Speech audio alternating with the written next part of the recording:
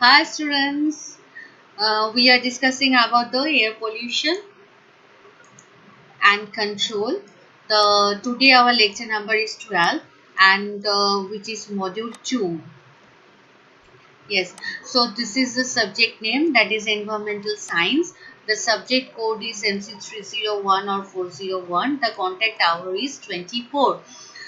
These are the some of the course objectives that we have, that is you can able to understand the natural environment and its relationship with the human activities. Okay, you can you can apply the fundamental knowledge of science and emerging science and engineering to assess the environmental and health risks.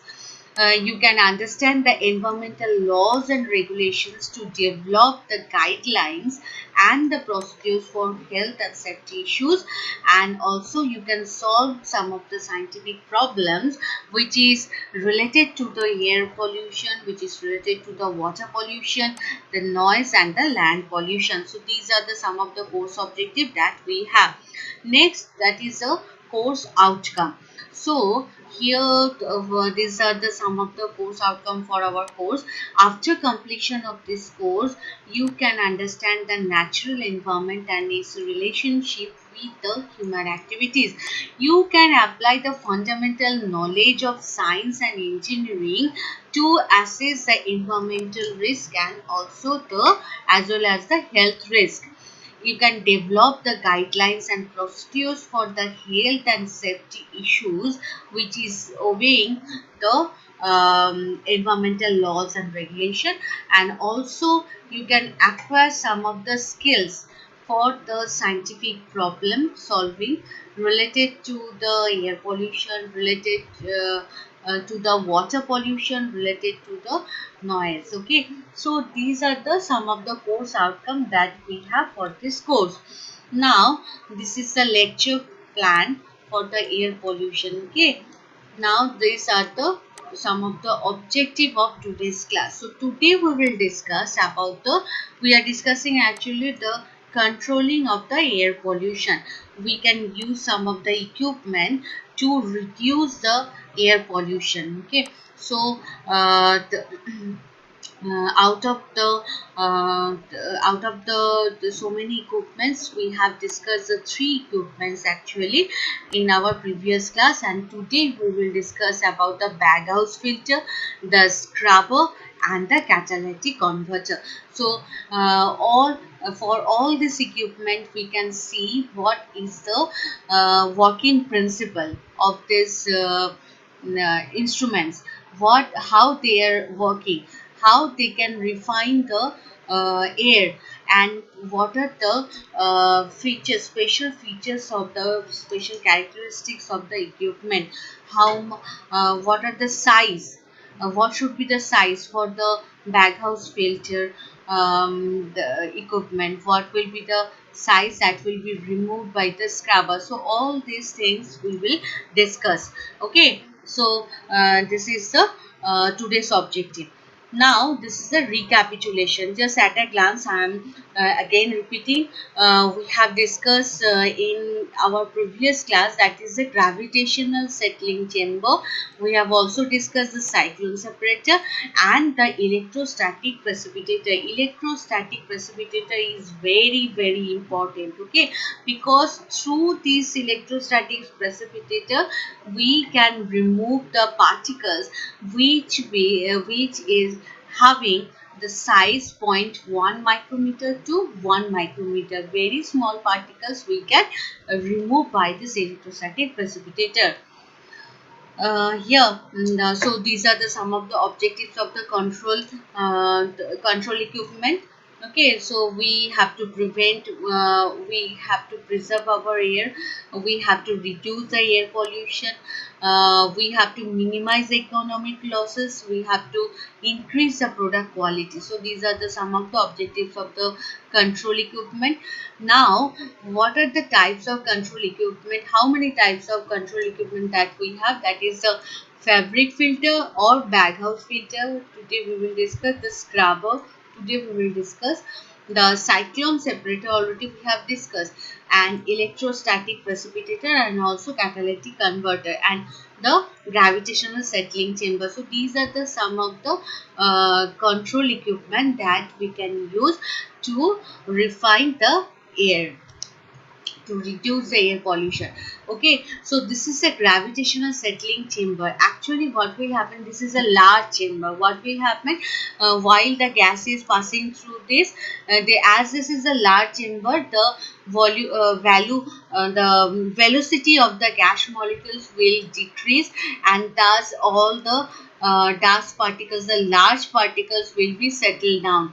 This is the dust hoppers. Okay, and after all, from the outlet, whatever gases we are getting, that is to some extent free from the large particles. Okay, generally greater than the particles which is having the greater than 50 micrometer size. So for this case we can use the gravitational settling chamber.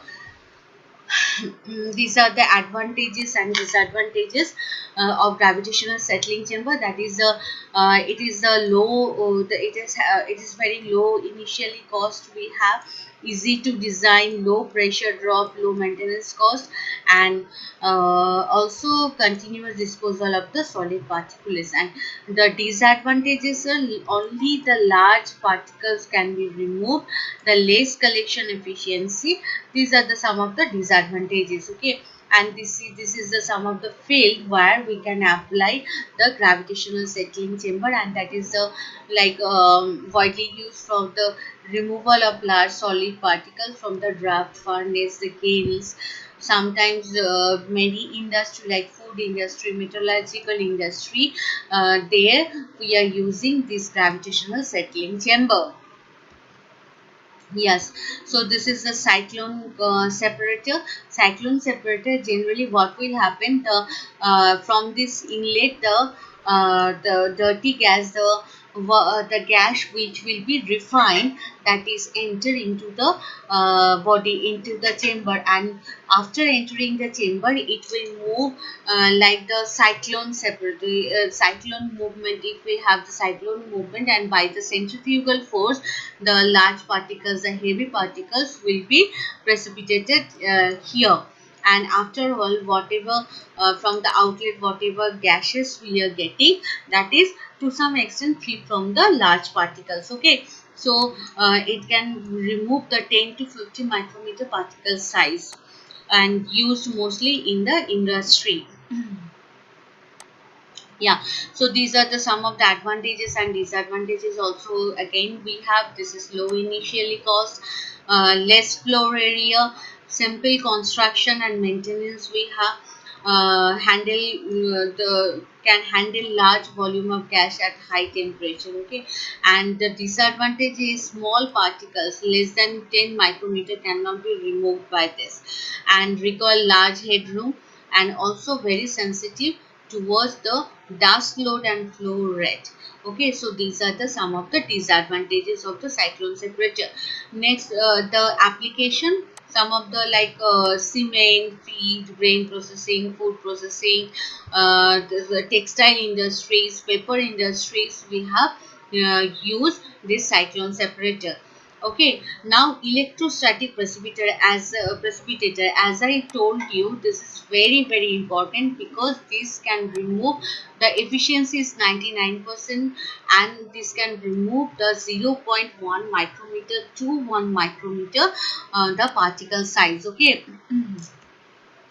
Yeah, there are six, these are the some of the six major components that we require. Actually what will happen, this in between these two electrodes, the high electrical the electric field is applied, and whatever particulate matter we have, all that particulate matter are negatively charged, and which will absorb in the positive surface. And after all, from the outlet, whatever gases we are getting, that is free from the dust particles, free from the dust particles. Okay, particulate matters.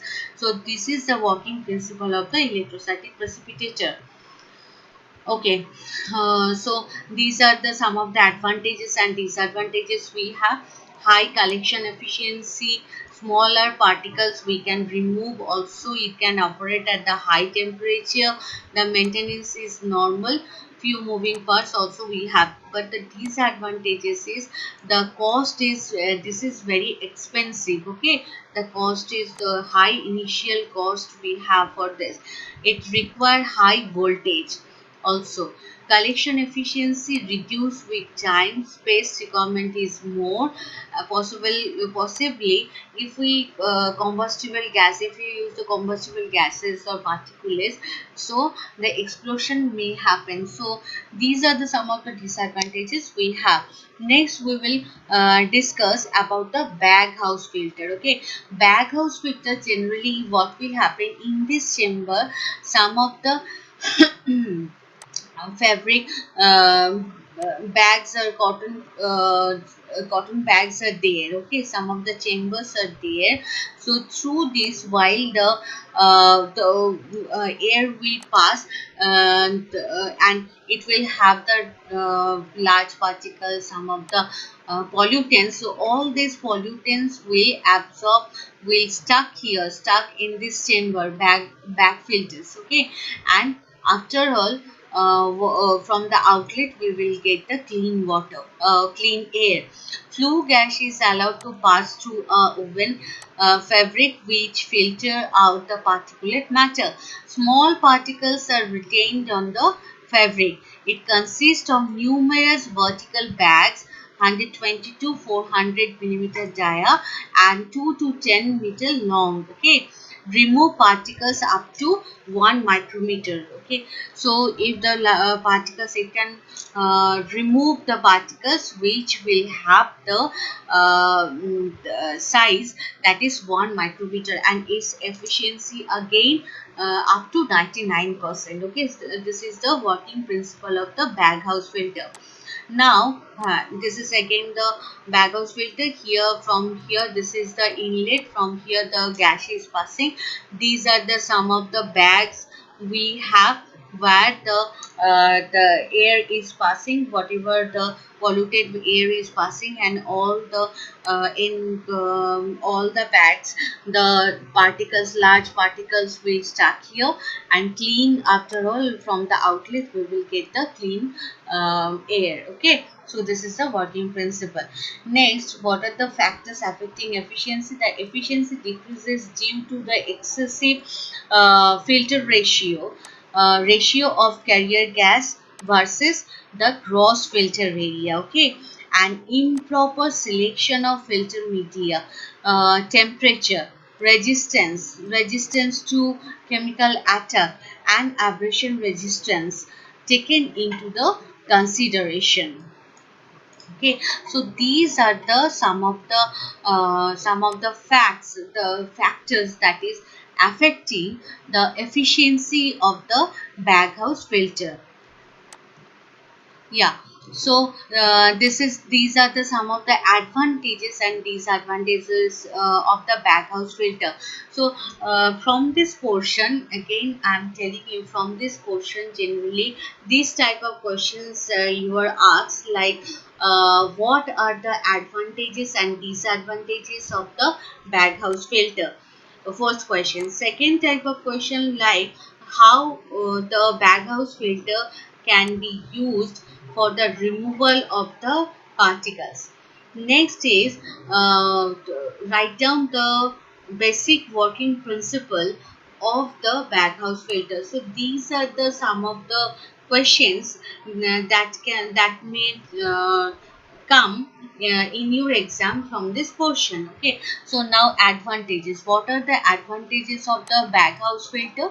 That is higher, it is having the higher collection efficiency for smaller than the 10 micrometer particle size. Okay, so here you can see the particle size which is smaller than the 10 micrometer. For this particle size, particulate matter, we can use a bag house filter. Next, the performance decrease because becomes visible, giving pre-warning. Okay, so while the performance, the efficiency will decrease, the performance will decrease. Before that, we can have a clear indication from the equipment that uh, that is called the pre-warning. Okay, and normal power consumption. For this baghouse filter, we are having the normal power consumption. Okay, so what are the disadvantages? Disadvantages like high temperature gases need to be cooled. So high temperature gas we cannot use for the baghouse the filter. First of all, we have to cool down that gas, and then we can refine that gas molecules. Okay, high maintenance and fabric replacement cost. The large size equipment and fabric is liable to the chemical attack. And also the baghouse filter, generally what will happen, we are having the cotton bags, right? So there generally what will happen, they are generally affected by the by any type of chemical attack. So this is also one type of the disadvantages for using the baghouse filter. Yeah, so these are the some of the applications, some of the cases where we can apply the baghouse filter. One is metallurgical industry, next is foundries, next is cement industry, next chalk and lime industry, brick works, ceramic industry, flour mills. Okay, so all this, for all this case we can use the baghouse filter for all these industries. Okay, so baghouse filter is beneficial for refining the air molecules. Next we will discuss about the scrubbers or weight collectors. Generally what will happen, the particulate matters are incorporated into the liquid droplets and removed from the gas stream. Flue gas made to push up against a downfalling water current. Particulate matter mixes up with the water, thus falls down and gets removed. What will happen while we have the liquid? Okay, so wet condition. So that time we are using the scrubbers.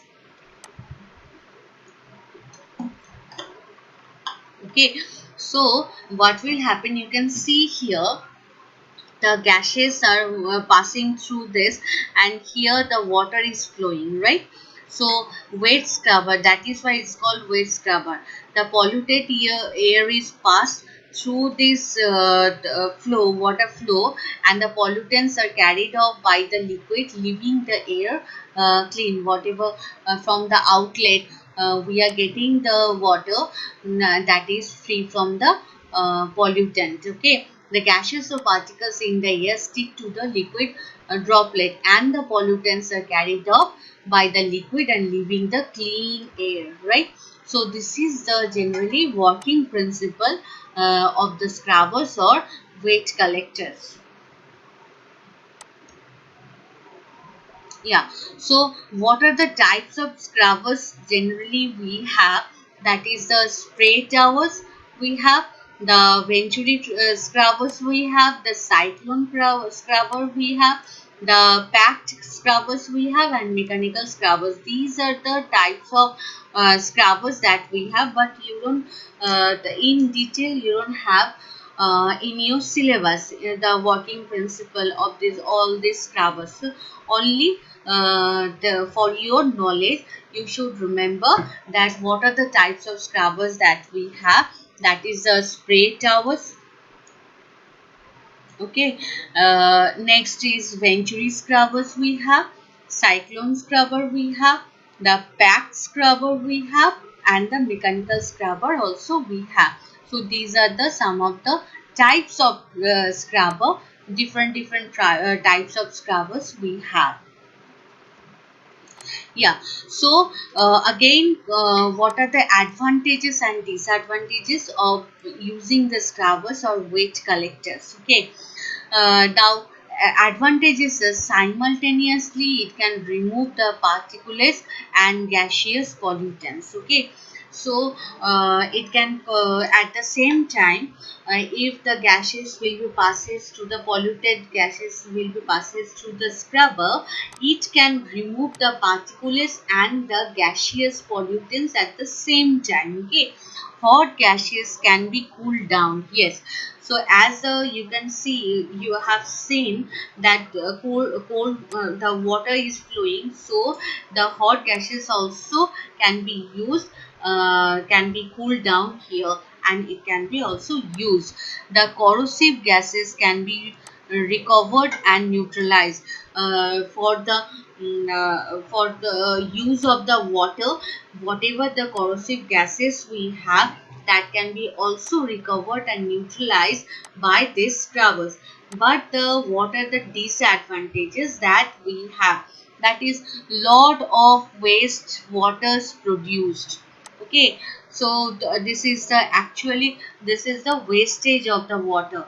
We all know that recently we are facing the scarcity of water, right? So we have to preserve our water, otherwise in near future, someday will come when we have to buy the 1 liter of water, the 10 liter of water. Okay, and due to the water scarcity, water deficiency in our society, so we have to be very careful about that.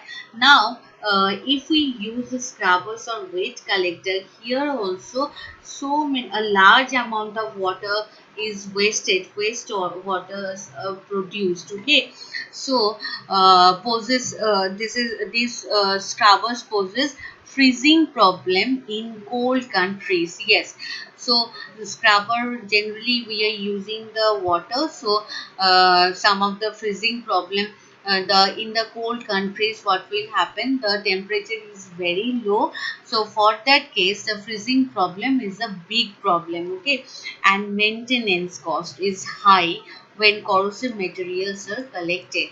So as I told you, the corrosive gases can also be recovered and neutralized by this process, but the for the maintenance cost for this, the maintenance cost is very high for this corrosive materials. Okay, so these are the some of the disadvantages that we have.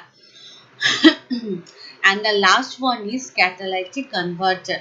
Generally catalytic converter we are having in any automobile engines, in any car.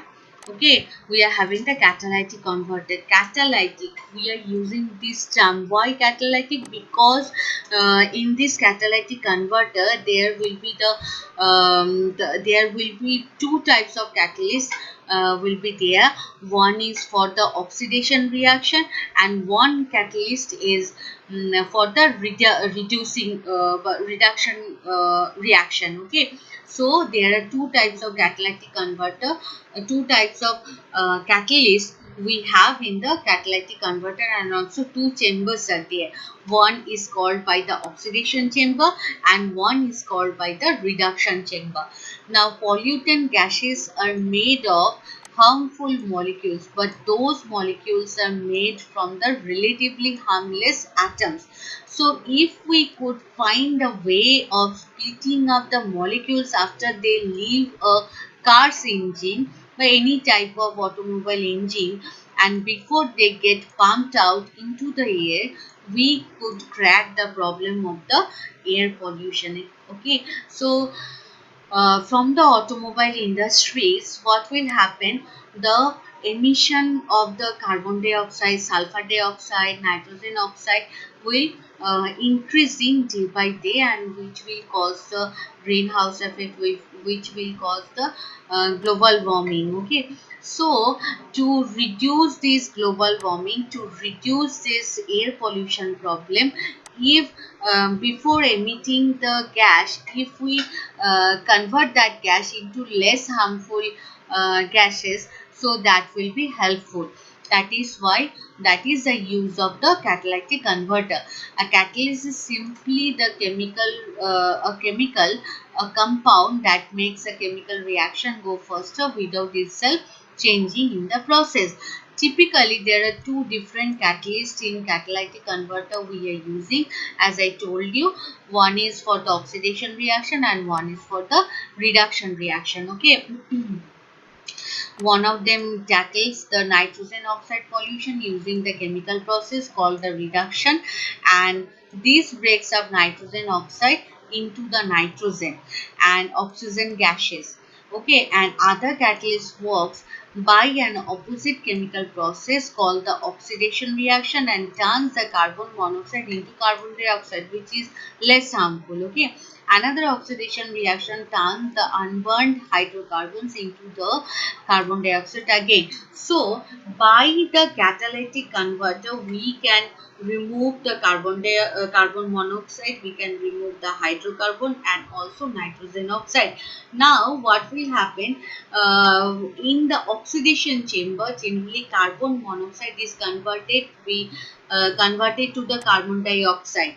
The unburned hydrocarbon also converted into the carbon dioxide with the help of the catalyst. Okay, and in the reduction chamber what will happen, the nitrogen oxide will reduce to the less harmful nitrogen gas. So thus we can use the catalytic converter for the removal of the carbon monoxide, the hydrocarbon and the nitrogen oxide.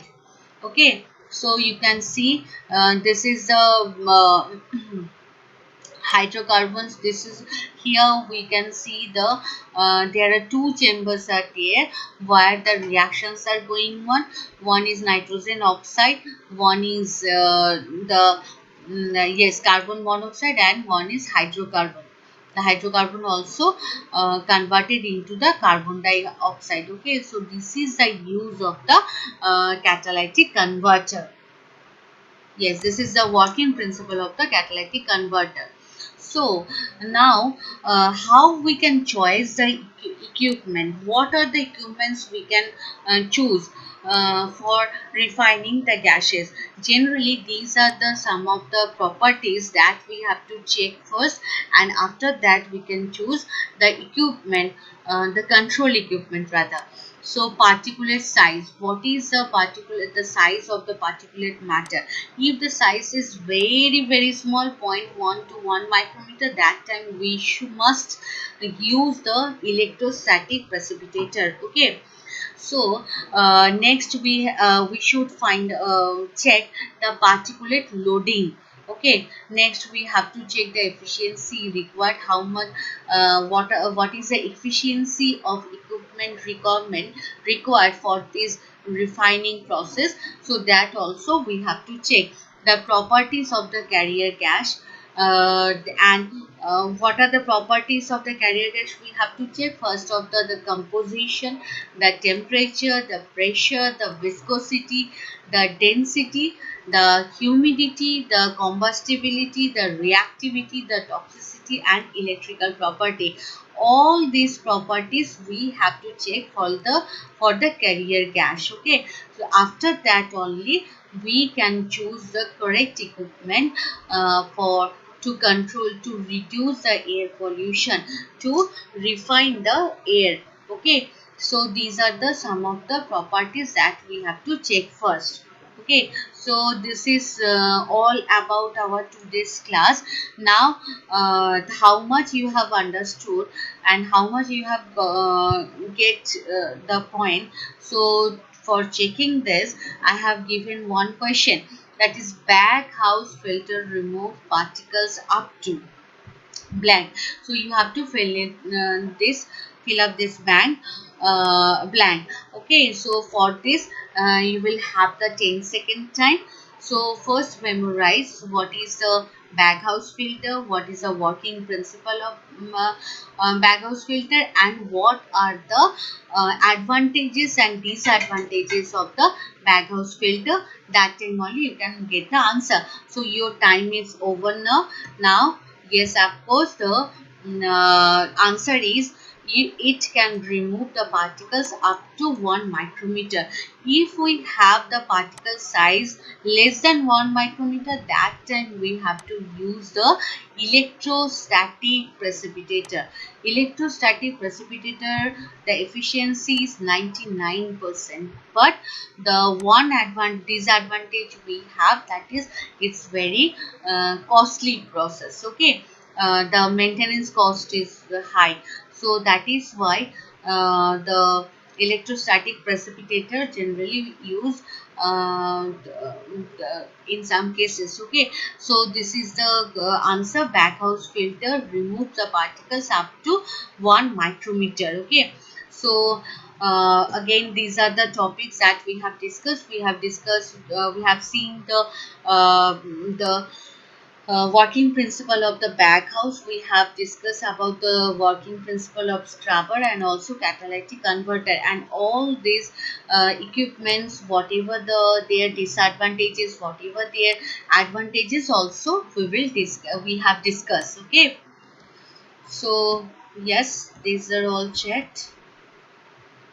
Okay, so students, please follow the classes regularly, because next day we will discuss some of the questions. So please go through the study material, follow the classes regularly, and also I have given one assignment. That assignment you have to submit in time. So just read the all study material and follow the classes. Next day we will discuss some of the questions. So thank you students, and see you in the next class.